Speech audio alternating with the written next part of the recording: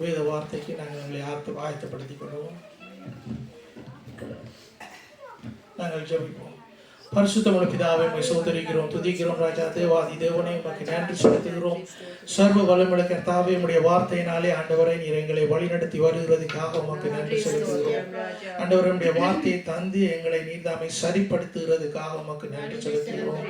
கர்த்தாவே, ஆண்டவரே, என்னை உம்முடைய சிலுவை நிழலிலே மறைத்துக் கொள்ளும்படியாக ஜெபிக்கிறோம். நான் அல்ல, என்னுடைய சுயம் அல்ல, நீர் பேச வேண்டும் என்று சொல்லி ஜெபிக்கிறேன். பரிசுத்த ஆவியானவரை நீர்தாமே ஒவ்வொருவருடைய இருதயங்களிலும் உம்முடைய வார்த்தையாளருடைய நீர் அவர்களை ஆற்றி தீட்டும்படியாக ஜெபிக்கிறோம். அவர்களுக்கு உம்முடைய வார்த்தையை கொடுத்து ஆறுதலை கொடுக்கும்படியாக ஜெபிக்கிறோம். அவர்களுக்கு வெளிப்படுத்தலை கொடுக்கும்படியாக ஜெபிக்கிறோம். இயேசுவின் வல்லமையுள்ள நாமத்தினாலே ஜெபம் பண்ணி நிற்கிற பிதாவே, ஆமென், ஆமென். ஹல்லேலூயா. இன்றைய நாட்களிலும் நாங்கள் பார்க்கிற வேத பகுதி மத்தேயு 18வது அதிகாரத்தில் நாங்கள் கடந்து செல்வோம். மத்தேயு 18வது அதிகாரத்திலே இயேசு கிறிஸ்து சொல்லுகிறார், எப்படியாக நாங்கள் மாற்றப்பட வேண்டும், எப்படியாக நாங்கள் தேவனுடைய ராட்சியத்துக்குள்ளே நாங்கள் கடந்து செல்லலாம் என்று சொல்லி எங்களுக்கு கற்பித்து தருகிறதான ஒரு வசனத்தை நாங்கள் கவனிப்போம். 3வது வசனத்தை அவர்கள் வாசிக்க கேட்போம். நீங்கள் மனம் திரும்பி பிள்ளைகளைப் போல் ஆகாவிட்டால் பரலோக ராஜ்யத்தில் பிரவேசிக்க மாட்டீர்கள் என்று மெய்யாகவே உங்களுக்கு சொல்லுகிறேன். நீங்கள் மனம் திரும்பி பிள்ளைகளை போல் ஆகாவிட்டால் பரலோக ராஜ்யத்துக்குள்ளே பிரவேசிக்க மாட்டீர்கள் என்று மெய்யாகவே உங்களுக்கு சொல்லுகிறேன். ஆமென். ஹல்லேலூயா. நாங்கள் எல்லாரும் வளர்ந்து வரைக்கல, எல்லாரும் கொஞ்சம் படிச்சு வரைக்கல, எங்களுடைய ஞானம், உலகத்து ஞானம் எங்களுக்கு நல்லா புத்தி எல்லாம் நல்லா வந்துட்டேன்டா நாங்கள் சின்ன பிள்ளைகளை மாதிரி நாங்கள் ஆக்ட் பண்ண மாட்டோம். சின்ன பிள்ளைகள் இருக்கிற die Fähigkeiten, die haben wir dann nicht mehr in uns, sondern wir sind erwachsene Leute. அதுக்கு பிறகு நாங்கள் பார்த்தா நாங்கள் எல்லாம் வயது வந்த ஆக்களும் எங்களுக்கு எல்லாம் தெரிஞ்ச ஒரு நல்ல ஒரு ஹைட்டும் கூட நாங்கள் ஜீவித்து வருவோம். எல்லாம் எங்களுக்கு தெரிஞ்சிச்சுட்டு நாங்கள் சின்ன பிள்ளைகளை போல நாங்கள் எங்களுடைய உள்ள மாற்றப்படாவிட்டால் தேவனுடைய ராஜ்யத்துக்குள்ளே நாங்கள் பிரவேசிக்க மாட்டோம்னு சொல்லி இது சர்வ சாதாரணமான ஒரு வசனம்னு சொல்லி நீங்கள் எடுத்துட்டாங்கோ. ஆனால் இந்த வசனத்துக்குள்ளே கரைக்கவும் இந்த ரெட்டில் மார்க் பண்ணி இருக்கிற அவ்வளவுமே இந்த 4 வசனம் தான். இந்த ஒரு வசனத்தை வச்சு தான் இன்றைக்கு நாங்கள் பார்க்க போகிறோம். அதில் மனம் திரும்புவது, பிள்ளைகளை போல நாங்கள் மனம் திரும்பணும். பிள்ளைகளுக்கு நாங்கள் பாருங்கள், பிள்ளைகளுக்கு நான் உதாரணத்துக்கு சொல்கிறேன். தகப்பன் பிள்ளைக்கு குழப்படி செய்தா போல அடித்தா போல பிள்ளை என்ன செய்தும் அடிய வேண்டி அழுதுட்டு கோவத்தில் நிற்கும். ஒரு கொஞ்ச நேரத்தால் திருப்ப அப்பா ஆண்டு போய் கட்டி பிடிக்கும். இது பிள்ளைகளே இருக்கிற சுபாவம். நாங்கள் வளர்ந்து வந்த எங்களுக்கு அப்படியான சுபாவங்கள் எல்லாம் கொஞ்சம் தணிஞ்சு போயிடும். எங்களுக்கு கோபம் வந்துட்டுதுன்னா நாங்கள் அந்த கோபத்தை என்ன மாதிரி நாங்கள் சரிப்படுத்துகிறேன்னு தெரியாமல் அந்த கோபத்தை நாங்கள் என்ன மாதிரி நாங்கள் செய்வோம்னா வளர்ந்து வர வர வர சில வேளையில் நாங்கள் கோபத்தில் சொல்லுவோம், நான் உன்னோட இனி கதைக்கவே மாட்டேன். அப்பாவோட சொல்லுவேன், நான் இனி கதைக்கவே மாட்டேன். அம்மாவோட சொல்லுவோம், நாங்கள் இனி கதைக்கவே மாட்டோம். இல்லாட்டி எங்களோட சகோதரத்துக்கு சொல்லுவோம், எங்களுக்கு தெரிஞ்சவருக்கு சொல்லுவோம். ஏதாவது ஒரு பிரச்சனை, ஏதாவது ஒரு மனஸ்தாபம் பட்டு வந்துட்டு நாங்கள் உடனே சொல்லுவோம், நான் கதைக்கவே மாட்டேன் இனி உன்னோட. அதுக்கு இன்னும் கொஞ்சம் மீறியும் போவாங்க. அதை நான் சொல்ல விரும்ப இல்லை. உங்களுக்கு தெரியும் நான் என்னத்தை சொல்கிறேன் நினைக்கிறேன். அவ்வளோத்துக்கு கடினமாக நிற்போம் நாங்கள். ஆனால் ஆண்டவர் மனம் திரும்ப வேண்டியதாக இருக்குது. நாங்கள் ஆண்டவரிடத்தில் எங்களுடைய மனதை புதிதாக்குறது தேவனால் முடியும். ஆண்டவரிடத்தில் நாங்கள் இயேசு கிறிஸ்துவிடத்தில் நாங்கள் வரைக்கல, நாங்கள் பாவத்தோடு தான் நாங்கள் வந்தோம். பாவத்தோடு தான் ஆண்டவரிடத்தை வந்தோம். ஆனால் ஆண்டவர் அந்த பாவத்தை எல்லாத்தையும் கழுவி எங்களை சுத்திகரித்தார். ஈசோப்பினால் என்று இன்றைக்கு வாசித்த சங்கீதத்திலே கூட எழுதப்பட்ட ஈசோப்பினால் என்னை கழுவும், நான் பரிசுத்தமாவேன். ஈசோப்புன்னா என்னன்னு தெரியுமா? ஒரு புல்லு. ஈசோப்புன்னா ஒரு புல்லு. அதை என்ன செய்வாங்கன்னா பஸ்கா பாண்டிய நாட்களில் மோசைக்கு ஆண்டவர் சொல்லுகிறார், ரத்தத்தை தோய்த்து ஈசோப்பினால் தோய்த்து அவர்களுடைய நிலை கால்களிலே பூச சொல்லி இருந்தது. அது சொல்லப்பட்டது என்னென்றால் அது ஆண்டவருடைய அவருடைய ரத்தம் வந்து எங்களை காக்கிறதா இருக்கிறது. ரத்தம் வந்து அவருடைய இயேசு கிறிஸ்துவின் ரத்தம் எங்களை சுத்திகரிக்கிறது மாத்திரமல்ல, எங்களுக்கு ஒரு பாதுகாப்பை கொடுக்கிறதா இருக்கிறது. நாங்கள் மனம் திரும்ப வேண்டும். பிள்ளைகளைப் போல நாங்கள் மனம் திரும்ப வேண்டும். பிள்ளைகளுக்கு die haben keine Hemmungen, die sind einfach da, die machen alles mit. Die denken nicht nach, die wissen ganz genau, das ist Papa, ich gehe dahin, mir egal. Wir haben alle einen Vater. Wir haben alle einen Vater. எங்கள் எல்லாருக்கும் ஒரு பிதா இருக்கிறார்.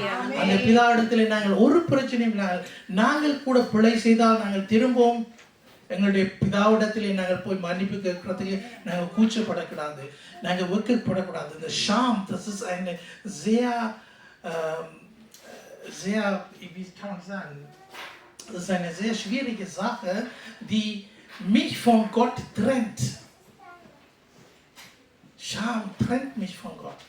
நான் ஏதாவது பாவம் செய்துட்டேனேண்டா அந்த பாவத்தை நான் யோசிச்சு நான் பாவம் செய்துட்டேன்னு சொல்லி ஆண்டவரை நான் அண்டி கொள்ளாமல் ஆண்டவரிடத்தில் திருப்பவும் மன்னிப்பு கேட்காமல் என்னை தடை பண்ணுகிறது அது ஒரு தடை பண்ணுகிற ஒரு காரியமாக இருக்கிறது. அந்த வெட்கத்தின் நிமித்தம் அந்த ஷுல்ட்கஃபீல் எங்களுக்கு இருக்கும். இந்த ஷுல்ட்கஃபீல் நிமித்தம் ஆண்டவரிடத்தில் நான் வர்றதுக்கு நான் கொஞ்சம் பின்னுக்கு நிற்பேன். என்ன திருப்பவும் எங்களுடைய இடங்களுக்கு, அதாவது எங்களுடைய சிந்தனைக்கு வருகிறது, நீ பாவம் செய்துட்டா. ஆனால் ஆண்டவருடைய ரத்தம் எங்களுடைய பாவங்கள் எல்லாவற்றையும் கழுவி சுத்திகரிக்கிறது.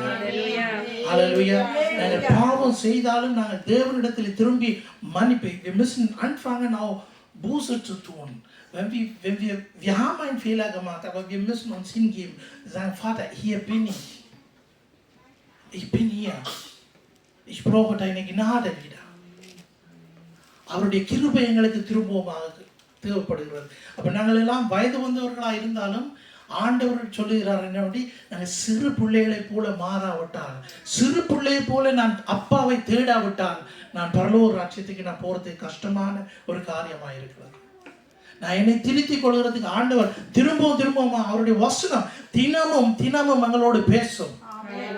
அவருடைய வசனம் பேச நாங்க அவருடைய வசனத்துக்கு எங்களை ஒப்பு கொடுத்தா தான் நாங்க ஆண்டவருடைய பரலோக ராஜ்யத்துக்கு நாங்க கடந்து சொல்லுகிறோம். திரும்பவுமாக மனம் திரும்பி பிள்ளைகளை போல் ஆகாவிட்டால் பரலோக ராஜ்யத்துக்குள்ளே நாங்கள் பிரவேசிக்கலாம். நாங்கள் எங்களுடைய ஓட்டம், எங்களுடைய நோக்கம், எங்களுடைய குறிக்கோள் எல்லாம் என்னத்துக்கு நாங்கள் பரலோகம் போய் சேர வேண்டும். நாங்கள் ஆண்டவரிடத்திலே நாங்கள் போய் சேர வேண்டும். இந்த உலகத்தில் எங்களுக்கு கொடுக்கப்பட்ட நாட்களிலே நாங்கள் ஜீவித்து வருகிறோம். எங்களுக்கு தேவையானதெல்லாம் அந்தந்த நேரத்திலே அந்தந்த காலத்திலே ஆண்டவர் எங்களுக்கு கை கூட பண்ணுகிறார். எல்லாவற்றையும் அந்தந்த நேரத்திலே செய்கிறார். நாங்கள் ஒருத்தரும் அதாவது பிரச்சனைகளை நோக்கி பிரச்சனைகளை பார்த்து மண்டியை குழப்பிடாதீங்க. பிரச்சனைகளை பார்த்து மனுஷன் சொல்லுகிற காரியம் என்னென்னால், என்னுடைய மண்டைக்குள்ள எனக்கு இடிக்குது, மண்டே எனக்கு சரியான பாரமா இருக்குது. ஏன்? நான் பிரச்சனைகளை பார்க்கறதுனாடி. ஆனா ஆண்டவருடைய வசனம் சொல்லுது, நீ என்னை நோக்கி பாருண்டு. அவருடைய பிரச்சனை, என்னுடைய பிரச்சனை எல்லாம் நான் வளர்ந்து வரையில நானும் பிரச்சனைகளோட தான் வந்தேன். நானும் சில காரியங்களை மண்டைகளை வச்சு ஜோசிச்சு கொண்டு தான் இருந்தேன். அப்போ சில பிள்ளையில சொல்லிங்கன்னா, சின்ன பிள்ளைகளுக்கு என்ன பிரச்சனை, சின்ன பிரச்சனையா இருக்கும், அப்படியெல்லாம் நாங்கள் சொல்லிடலாம். அந்தந்த வயசு வரைக்கும் அந்தந்த ஏஜில் அவர்களுக்கு அந்த பாரம், அவர்கள் சுமக்கிறதான நுகம் பாரமாய்த்தான் இருக்கிறது. ஆண்டவர் சொல்லுகிறார், உன்னுடைய பாரத்தை என்னிடத்திலே தான், என்னுடைய நுகம் இலகுவானது. ஒரு போதகர் ஒரு நல்ல ஒரு சின்ன கதை ஒன்றை சொன்னார். அது சில வழியில் நீங்களும் கேட்டிருப்பீங்க. அதாவது ஒரு ஊழியம் செய்கிற ஒரு ஊழியக்காரன் அவருடைய ஊழியத்தை செய்து கொண்டிருக்கல அவர் ஆண்டவரிடத்தில் போய் ஜெபிக்கல சொல்கிறார், சரியான பாரமான ஒரு ஊழியமாக இருக்கிறது. அவர் அதாவது ஒரு தனக்கு கொடுத்த சிலுவையை குறித்து சொல்கிறார். இந்த சிலுவை சரியான பாரமான சிலுவையாக இருக்கிறது. ஆண்டவரே, இந்த சிலுவையை என்னிடத்துலேருந்து எடுத்து போடுங்க. ஆண்டவருடைய வசனம் என்ன சொல்லுது? என்னை பின்தொடர்கிறோம், தன்னுடைய சிலுவையை சுமந்து கொண்டு வர சொல்லி. இவர் இப்போ என்ன செய்கிறாருன்னா, ஆண்டவரிடத்தில் கொண்டு போய் அந்த சிலுவையை, ஆண்டவர் இது எனக்கு சரியான ஹெவியாக இருக்குது, எனக்கு வேறொரு சிலுவை தாங்கன்னு சொல்லி அப்படியே ஒரு காரியத்துக்குள்ளால ஆண்டவரோட கதைக்கிறதா இருக்கிறது. அப்போ ஆண்டவர் சொல்லியா சரி இந்த சிலுவையை வச்சுட்டு நீ வேறு ஏதாவது ஒரு சிலுவையை எடுத்துகிட்டு போன்றேன். இதுக்கு போய் எல்லா சிலுவையும் தூக்குறேன். ஒன்று வந்து வள்ளியில் இருக்குது, ஒன்று கோல்டில் இருக்குது, ஒன்று சரியான ஸ்டீலில் இருக்குது, பலகையில் இருக்குது. எல்லா இதையும் எடுத்து பார்த்தா எல்லாம் வந்து அந்த சிலுவையும் பார்க்க ஹெவியாக தான் இருக்குது. இப்போ சில திருப்ப வந்து நான் இந்த சிலுவையை எடுத்துகிட்டு போகிறேன்னு சொல்லி அவர் திருப்ப எடுத்துக்கிட்டு போக ஆண்டவர் சொல்ற அவனுக்கு ஏற்ற மாதிரி தான் அதை சுமக்க கொடுப்பார். பாருங்க, ஆண்டவர் எங்களுக்கு கொடுக்கிறதான அந்த நுகம் வந்து இலகுவான நுகம். ஆனா ஆண்டவரோடு நாங்க அதை எடுத்துட்டு போய்க்கல எங்களுக்கு அது சுகமா தான் இருக்கு. ஆண்டவர் அந்த வசனத்துல இந்த வசனத்துல திரும்ப சொல்றாங்க, பிள்ளைகளை போல நாங்கள் ஆகணும். எங்களுடைய சுயத்திலே நாங்கள் அதாவது சாயாமல் நாங்கள் ஆண்டவரிடத்திலே நாங்கள் கண்ணும் கருத்துமா இருக்கணும். பாருங்க, இதுல மத்திய 18வது அதிகாரத்துல 3வது வசனம் 13வது வசனம் 18வது வசனம் சொல்லுகிறது மெய்யாகவே என்று தொடங்குகிறது. அந்த வசனங்களுக்குள்ள வருகிறது மெய்யாகவே என்று சொல்லி.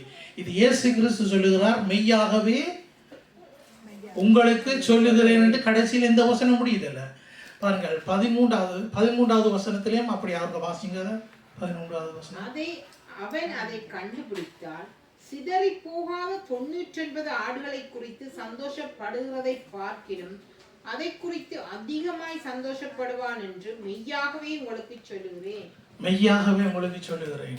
இயேசு கிறிஸ்து தன்னுடைய வார்த்தையில அவர் சொல்லுகிற வார்த்தையில கூட அந்த மெய்யாகவே சொல்லுகிறார். அது மாத்திரமில்லை, 18வது அதிகாரத்தை 18வது வசனத்திலையும் அப்படியாக 19வது வசனத்தில் அதில் ஒரு ஸ்டார் போட்டிருக்கிறேன். என்னத்துக்குண்டா அது சில மொழிபெயர்ப்புகளில் தான் அதில் மெய்யாக வேண்டும். எல்லா மொழிபெயர்ப்பிலையும் இல்லை. இப்போ எங்களோட பைபிளில் அது அப்படி இல்லை. ஜெர்மன் பைபிளில் நாங்கள் பார்க்கல, அதில் வருது பாலிஷ் என்று சொல்லி வருது. அதுக்காகத்தான். அப்போ பாருங்க, ஆண்டவர் சொல்லுகிறார் உண்மையாகவே நாங்கள் இப்படி செய்தால்தான் நாங்கள் வளர்ந்து வருகிறோம். நாங்கள் ஒவ்வொரு ஏஜையும் தாண்டி வரைக்கல நாங்கள் எங்களுடைய வாழ்க்கையை நாங்கள் கொஞ்சம் கவனித்து பார்க்க வேண்டியதாக இருக்கிறது. ஒவ்வொரு ஏஜ்லேயும் பாருங்கள், ஒவ்வொரு 10 வருஷத்துக்கு பிறகு ஒரு செக்கப் நாங்கள் பண்ணினோம்டா நாங்கள் எங்கே நிற்கிறோம், எங்களுடைய கேஸ்லிஷ லீபன் எங்களுடைய ஆவிக்குரிய ஜீவியத்தில் நாங்கள் எங்கே நிற்கிறோம். 10 வருஷம்னு சொல்லி நீங்கள் கணக்கு போட்டு 10 வருஷத்துக்கு நினைப்போ அடிக்கடி நாங்கள் பாவிக்க வேண்டியதாக இருக்குது. அடிக்கடி நாங்கள் எங்களை செக் பண்ணி கொள்ள வேண்டியதாக இருக்கிறது. ஏனென்றால் மனுஷனுடைய சுபாவம் என்னென்றால் பழக்கப்பட்ட மாதிரியே நடந்து கொண்டே இருப்பாங்க. இப்படி எழும்புறது, எங்களுடைய வேலையை பார்க்குறது, வேலைக்கு போகிறாங்க, வேலைக்கு ஸ்கூலுக்கு போகிறாங்க, ஸ்கூலுக்கு திரும்பவும் வீட்டை வர்றது, திரும்பவும் அதில் ஒரு ரொட்டீனாக எங்களுடைய லைஃப் வந்து ஒரு கிரைஸுக்குள்ளேயே திராயம் பண்ணிக்கொண்டே இருக்கும். ஒரு கிரைஸுக்குள்ளே நாங்கள் அப்படியே ஓடிக்கொண்டே இருப்போம். ஆனால் இதுக்குள்ள நான் எவ்வளவுத்துக்கு ஆண்டவருக்கு நான் முதலிடம் கொடுக்குறேன், ஆண்டவருடைய வசனத்துக்கு முதலிடம் கொடுக்குறேன், அதுக்கு பிறகு நான் வசனத்தின்படி வாழுகிறனாண்ட நாங்கள் பார்க்கணும். பாருங்க, இன்றைக்கு நாங்கள் கேட்கிற பிரசங்கத்தை இன்னொரு 2 நாளைக்கு பிறகு கேட்டால் ஞாபகத்தில் எங்களுக்கு நிற்காது. ஒரு சில காரியங்கள் எங்களுக்கு ஞாபகத்தில் நிற்கும், ஆனால் எல்லாம் ஞாபகத்தில் நிற்க போறதில்லை. Wissenschaftlich ist das auch belegt, dass das wirklich die Aufmerksamkeit von heutiger Generation nur bis zu 20 Minuten, 15 Minuten geht. Wenn es schon anfängt, dann gehen die alle Sünden an und dann geht das schon los. Was will er, der da vorne steht, mir was erklären? So in diesem Hinsicht gucken die Leute dann auf diese Person, was der da sagen möchte. Dann kommt die erste Kategorie, wo packe ich ihn denn, wo kann ich den unterordnen, wo kann ich den, in welche Kiste kann ich ihn packen, wie er so drauf ist. So geht das los.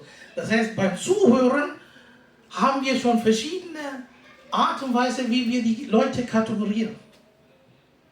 அதாவது பிரசங்கம் பண்ணுறதுக்கு தொடங்கிக்கலே, பிரசங்கம் பண்ணுறதுக்கு தொடங்கிக்கலே, அதில் முதல் நாங்கள் கேட்கிறதான அந்த ஒரு நிமிஷம் அந்த அதுக்குள்ளே முதல் எங்களுடைய கவனம் எல்லாம் இவர் என்னத்தை சொல்ல போகிறார், இவரை நாங்கள் எந்த கிறிஸ்தவுக்கு நாங்கள் போடலாம், இவர் எப்படிப்பட்ட ஆளுன்னு சொல்லி நாங்கள் பிரசங்கை குறித்து நாங்கள் ஒரு ஒரு ஒரு கேட்டகரியை நாங்கள் வச்சிருக்கிறோம்.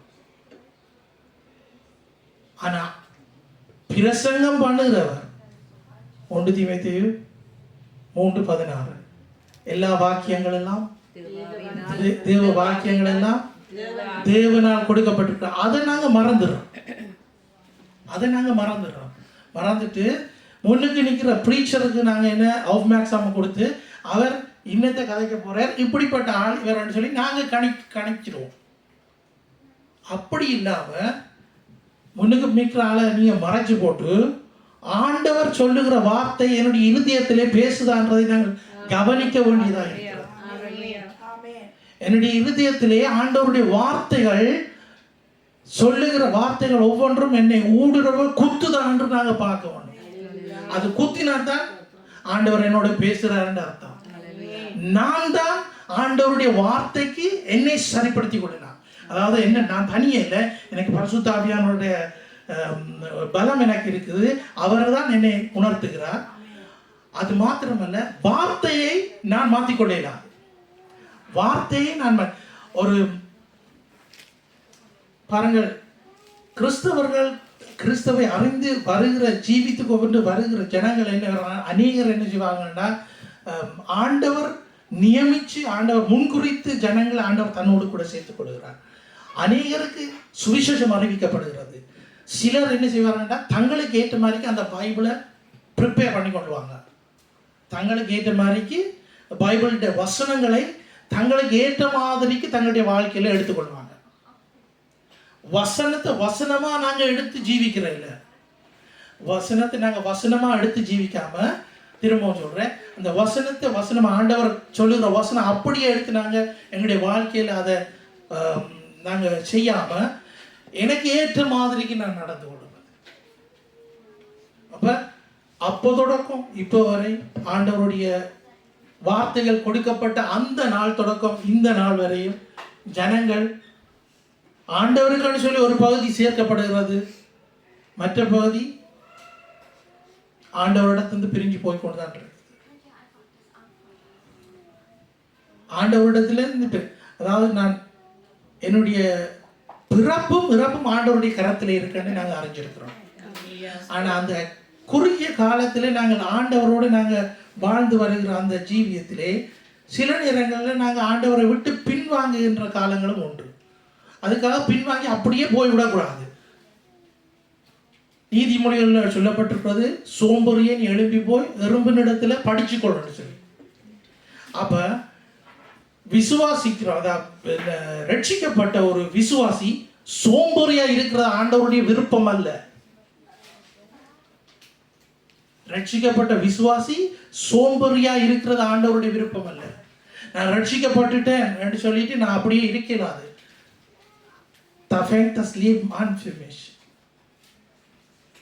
நான் விசுவாசத்திலே உறுதிப்படுகிறதுக்கான என்னுடைய வாழ்க்கை தொடருகிறது. ஒவ்வொரு விசுவாசமும், அதாவது என்னுடைய கடுகளவுள்ள விசுவாசத்தை தான் ஆண்டவர் எங்களிடத்தில் எதிர்பார்க்கிறார். அந்த கடுகளவுள்ள விசுவாசம் எங்களுடைய ஆரம்ப ஜீவியத்திலே எப்படியாக அது சோதிக்கப்படுகிறது என்றே நாங்கள் கவனிக்க வேண்டியதாக இருக்கிறது. யாக்கோபு புத்தகத்திலே சொல்லியிருக்கப்படுகிறது, ஒவ்வொரு பிரச்சனைகளும் ஆண்டவர் இப்போ நாங்களே ஒவ்வொரு இதையும் ஃபேஸ் பண்ணி நாங்கள் போய்க்கல, எவ்வளவுத்துக்கு நாங்கள் ஆண்டவர் மேலே நாங்கள் விசுவாசத்தை வைக்கிறோம்னா ஆண்டவர் காணுகிறார். என்னுடைய அவவிசுவாசத்திலும் என்னுடைய விசுவாசத்தை வர்த்திக்க பண்ண வேணும்னு சொல்லி ஆண்டவர் இடத்துல தான் நான் கேட்க வேண்டியதாக இருக்கிறது. ஆண்டவர் இயேசு கிறிஸ்து கூட ஒரு இடத்துல குணமா கேட்கல, அந்த நபர் சொல்லுகிறா, என்னுடைய அவவிசுவாசத்துல நீர் அதை நீங்கபடி செய்யும்னு சொல்லி கேட்கிறார். எங்களுக்குள்ள இருக்கிற விசுவாசம் நாங்க நல்ல உறுதியா நிற்கணும். மரங்களை நாங்கள் பார்ப்போமா இருந்தால் இந்த மரம் எல்லாம் நல்ல பெரிய மரங்களா இருக்கும். அந்த பெரிய மரங்கள்ல சமருக்கு பார்த்தோம்னா அந்த இலைகள் எல்லாம் பெருசா நல்ல இணலா இருக்கும். அந்த இணலுக்கு நாங்க போய் கீழே இருந்து நாங்க கிரில் பண்ணலாம் இருக்கு. நாங்க எல்லாம் யோசிச்சு எல்லாம் நல்லா நாங்க அந்த நிழலை தேடி போவோம். ஆனா அந்த நிழல் கொடுக்கறதுக்கு எவ்வளவு வேர் கீழே இறங்கி இருக்குன்னு சொல்லி நாங்க அறியல, நாங்க பார்க்கல, எங்களுக்கு தெரியல. ஆனா அறிஞ்சிருக்கிறோம், நாங்க காணையில எவ்வளவு வேர் ஊண்டி அந்த மரம் நிற்குதுன்றதை எங்களுடைய கண்களால் நாங்க பார்க்கல. ஆனா அவ்வளவுத்துக்கு எங்களுடைய விசுவாசத்திலே நாங்கள் வேர் ஊண்டி நிற்கிறவர்களாய் நிற்க வேண்டும். ஒவ்வொரு பிரச்சனையிலும் ஆண்டவர் எந்த பிரச்சனை வந்தாலும் என்னுடைய வாயிலிருந்து வரப்போற வார்த்தை தேவன் எல்லாவற்றையும் பார்த்து கொள்வார். ஹalleluya அவ்வளவுத்துக்கு நான் உறுதியா இருக்கேன். ஹalleluya. நீங்கள் 51வது சங்கீதம் இன்றைக்கு வாசித்த சங்கீதம் அதுல பார்ப்போம். 10வது வசனத்திலிருந்து 13வது வசனம் மட்டும் வாசிப்போம். தேவனே, சுத்த இருதயத்தை என்னிலே சிருஷ்டியும், நிலைவரமான ஆவியை என் உள்ளத்திலே புதுப்பியும். உமது சமூகத்தை விட்டு என்னை தள்ளாமலும், உமது பரிசுத்த ஆவியை என்னிடத்திலிருந்து எடுத்துக் கொள்ளாமலும் இரும். உமது இரட்சணியத்தின் சந்தோஷத்தை திரும்பவும் எனக்கு தந்து, உற்சாகமான ஆவி என்னை தாங்கும்படி செய்யும். அப்பொழுது பாதகருக்கு உமது வழிகளை உபதேசிப்பேன், பாவிகள் உம்மிடத்தில் மனம் திரும்புவார்கள். ஆமென். ஆமென். இன்றைக்கு நாங்கள் எல்லாரும் வாசிச்ச வசனம். ஹalleluya. ஆண்டவர் திரும்பமாக அந்த வசனம் எங்களுக்கு பேசப்படுகிறது. என்னண்டு? தேவனே, சுத்த இருதயத்தை. நாங்கள் எல்லாருமா வாசிப்போமா? எல்லாரும் அடுங்கோ பைபிள எல்லாரும் அடுங்கோ. சோ, தேவனே, சுத்த இருதயத்தை என்னில் சிருஷ்டியும், நிலைவரமான ஆவியை என் உள்ளத்தில் புதுப்பியும். உமது சமூகத்தை விட்டு என்னை தள்ளாமலும், உமது பரிசுத்த ஆவியை என்னிடத்திலிருந்து எடுத்துக் கொள்ளாமலும் இரும். உமது இரட்சணியத்தின் சந்தோஷம் திரும்பவும் எனக்கு தந்து, உற்சாகமான ஆவியை தாங்கும்படி செய்யும்.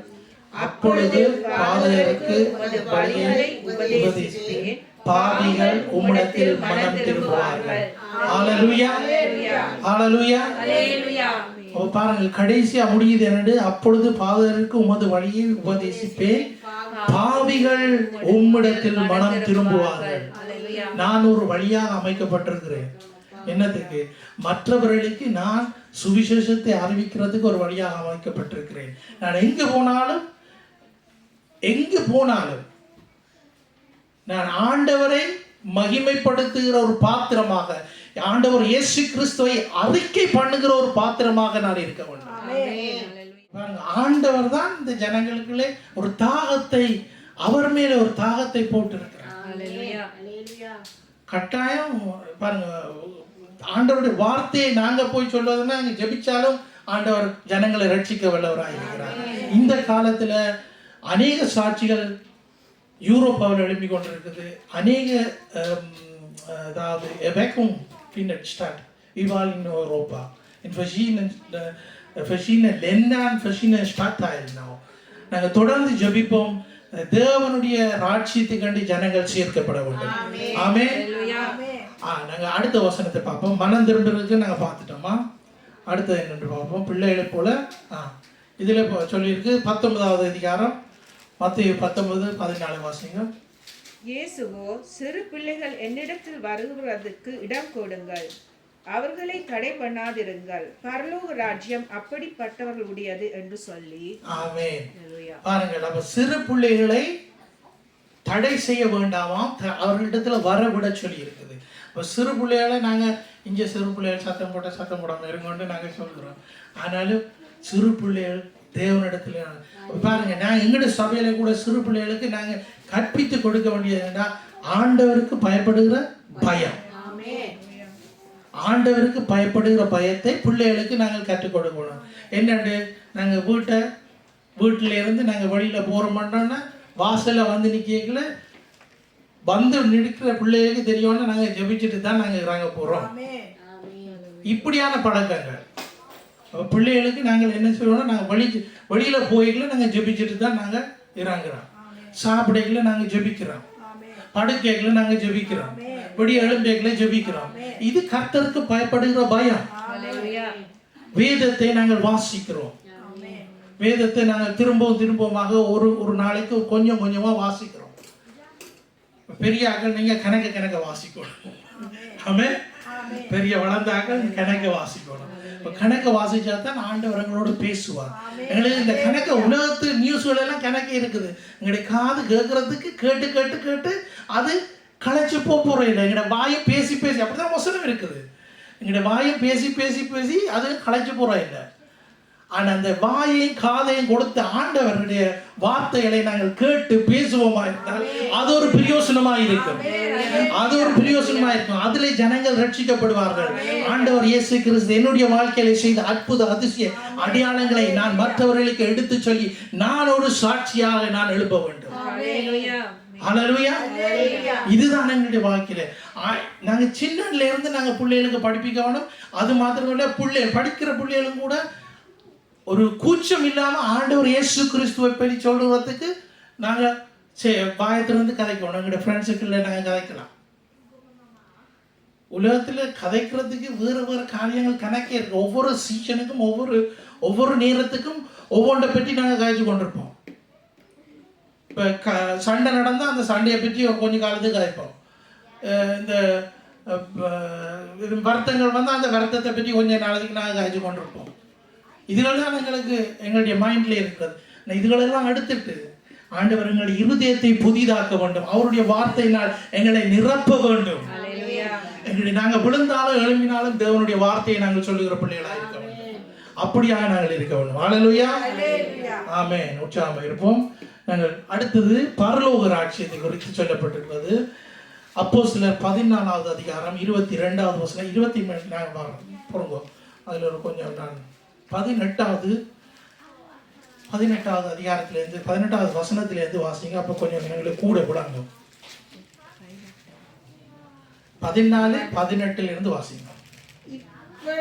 14-18 இப்படி அவர்கள் சொல்லியும் தங்களுக்கு ஜனங்கள் பலியிடாத படிக்கு அவர்களை அமர்த்துகிறது அரிதாயிருந்தது.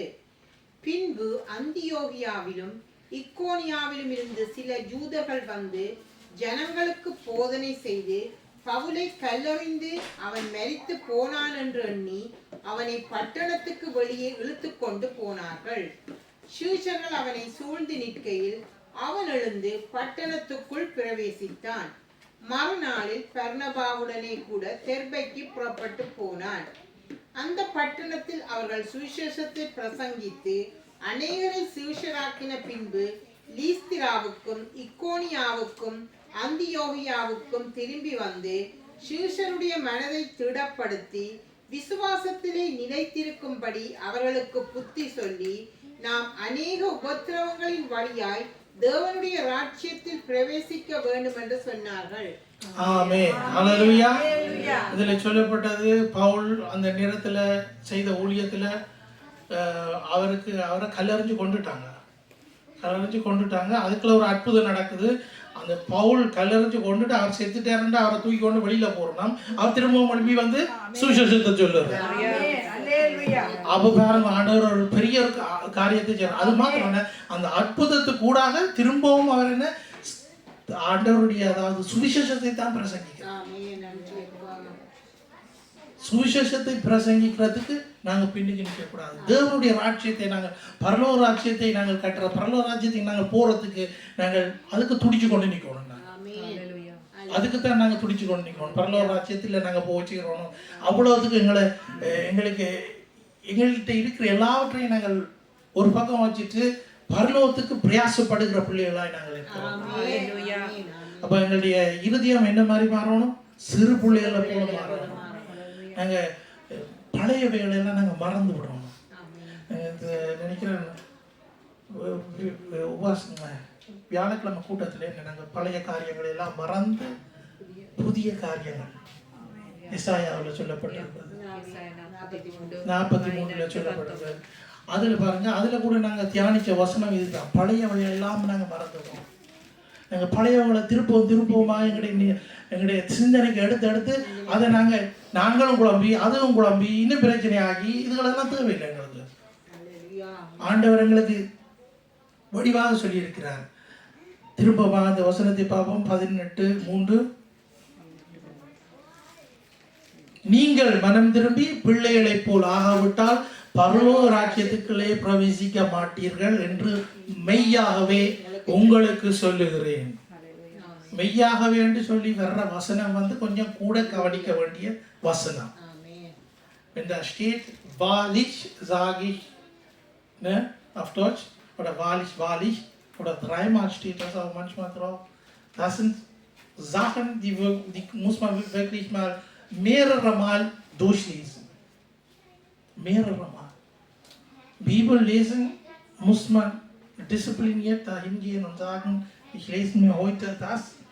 Nicht nur ein Kapitel lesen, sondern lieber mit Alten Testament und Neuen Testament zusammen lesen. Ein paar Kapitel da und hier, am Tag. ஒரு நாளைக்கு நாங்கள் ஒரு ஒரு ஒரு அதிகாரத்தை வாசிக்காமல் புதிய ஏற்பாடுலேயும் பழைய ஏற்பாடுலேயும் நாங்கள் கொஞ்சம் கொஞ்சம் சேர்ந்து தேடி எடுத்து வாசிக்கிறோம். ஹல்லேலூயா. ஆண்டவருடைய அன்பை பற்றி நான் பார்க்க போறேன்னா அதை தேடி தேடி வாசிக்கணும். அப்போ ஆண்டவர் எங்களுக்கு இன்னும் புதிய காரியங்களை காட்டுவார். அதன்படி நாங்கள் ஆண்டவருடைய இப்போ இதில் பாருங்க, இந்த வசனத்தில் சொல்லி இருக்கப்பட்ட என்ன இருக்கு, 4 காரியத்தை நாங்கள் பார்த்தோம். என்ன மனம் திரும்பி பிள்ளைகளை போல ஆகாவிட்டால் பரலோக ராஜ்யத்துக்குள்ளே நாங்கள் போவானோம். மெய்யாகவே உங்களுக்கு சொல்லுகிறேன். இந்த வசனம் தான் எங்களுக்கு இன்றைக்கு ஆண்டவர் கொடுத்த வசனம். இதே போல நாங்களும் எங்கள்கிட்ட இருக்கிற பிள்ளைகளையும் உற்சாகப்படுத்தி அவர்களையும் நாங்கள் சரியான பாதையிலே நாங்கள் வழி நடத்த வேண்டும். நாங்கள் அவர்களுக்கு ஒரு மாதிரியாக ஆண்டவர் எங்களை வைத்திருக்கிறார். அந்த குடும்பத்திலே ஒவ்வொரு குடும்பத்திலேயும் ஆண்டவர் தாய் தகப்பனை வைத்திருக்கிறார்னா அந்த தாய் தகப்பன் இந்த பிள்ளைகளுக்கு ஒரு மாதிரியாக, அவர்களைப் போல இவர்களும் பிள்ளைகளும் என்ன செய்யணும்னா ஆண்டவருடைய வார்த்தையை தேட வேண்டும், வாசிக்க வேண்டும், அதன்படி வாழ கற்றுக்கொள்ள வேண்டும். இதுக்கு எல்லாத்துக்கும் மேலாக பரிசுத்த ஆவியானவருடைய துணை எங்களுக்கு. அழகான பாட்டை கேட்டோம். பரிசுத்த ஆவியானவருடைய துணை எங்களுக்கு முக்கியம். பரிசுத்த ஆவியானவர் எங்களை சரியான பாதையிலே சத்தியத்திலே வழி நடத்துவார். ஹல்லேலூயா. நாங்கள் எழுந்து நின்று நாங்கள் ஜெபம் செய்வோமாக. ஆண்டவர் தந்த வார்த்தைக்காக நாங்கள் எங்களுடைய வாய்களை திறந்து நாங்கள் தேவனிடத்திலே நாங்கள் தேவனுக்கு நன்றி செலுத்துவோம். எல்லாருமாகவே நாங்கள் வாய்களை திறந்து பரிசுத்தமுள்ள பிதாவை சோதரிக்கிறோம், துதிக்கிறோம். ராஜா தேவாதி தேவனை உமக்கு நன்றி செலுத்துகிறோம். சர்வ வல்லமுள்ள கர்த்தாவே ஆண்டவரை நீர் தந்த வார்த்தைகளுக்காக உமக்கு நன்றி செலுத்துகிறோம். ஆண்டவரை உடைய வார்த்தையை தந்து நீர் எங்களை பலப்படுத்தினதுக்காக நன்றி, எங்களை சுகப்படுத்தினதுக்காக நன்றி. ஆண்டவரே ஆண்டவரே எங்களுடைய இருதயத்தை நீர் புதிதாக்கினதுக்காக நன்றி செலுத்துகிறோம். ஆண்டவரே எங்களுடைய இருதயத்தை நீர் புதிதாக்கினதுக்காக நன்றி செலுத்துகிறோம். ராஜா சர்வ வல்லவரே உம்மை சோதரிக்கிறோம், துதிக்கிறோம் ராஜா. ஆண்டவரே உம்முடைய நாமத்தை மகிமைப்படுத்துகிறோம் ராஜா. பரிசுத்தமுள்ள பிதாவே ஆண்டவரே இந்த கேட்ட ஆண்டவரே ஒவ்வொரு வசனங்களும் ஆண்டவரை கேட்ட ஒவ்வொரு உள்ளங்களிலும் ஆண்டவரே பெரிய மாற்றங்களை நீர் கட்டளையிடும்படியாக ஜெபிக்கிறோம். ஆண்டவரே அவர்களுக்கு நீர் பலத்தையும் ஆண்டவரே சுகத்தை நீர் கொடுத்து ஆண்டவரே அவர்களை இன்னுமாய் ஆண்டவரே உம்மிடத்திலே நீர் கிட்டி சேர்க்கும்படியாக ஜெபிக்கிறோம். கர்த்தாவே பிள்ளைகளுக்கு விளங்காத காரியங்களை பரிசுத்த ஆவியானவரே நீர் தாமே விளங்கப்படுத்துகிறதுக்காக உமக்கு நன்றி செலுத்துகிறோம் ராஜா. கர்த்தாவே உம்முடைய கரத்திலே ஆண்டவரே இந்த கூட்டத்திற்கு நிற்கிற ஒவ்வொருத்தரையும் ஒப்பு கொடுக்கிறேன். ஆண்டவரை இன்னுமாக காணொலியாக கேட்டுக்கொண்டிருக்கிற ஒவ்வொருவரையும் ஆண்டவரை ஒப்பு கொடுக்கிறேன் ராஜா. ஆண்டவரை இந்த மெசேஜை யாராவது ஆண்டவரை இன்னுமாய் ஆண்டவரை இன்னும் வருகிற காலங்களிலே கேட்பார்களோ அவர்களுக்கும் நீர் தாமே பெரிய காரியங்களை செய்யும்படியாக ஜெபிக்கிறோம் ராஜா. ஆண்டவரை அவர்களுடைய இருதயத்தில் நீர் பேசும்படியாக ஜெபிக்கிறோம். ஆண்டவரை நீர் பேசும்படியாக ஜெபிக்கிறோம் ராஜா. ஆண்டவரை உம்முடைய கரத்திலே எல்லாவற்றையும் ஒப்பு கொடுத்து நசரேயனாகிய இயேசுவின் நாமத்தினாலே ஜெபம் பண்ணி நிற்கிற பிதாவே. ஆமென், ஆமென், ஆமென். ஹல்லேலூயா.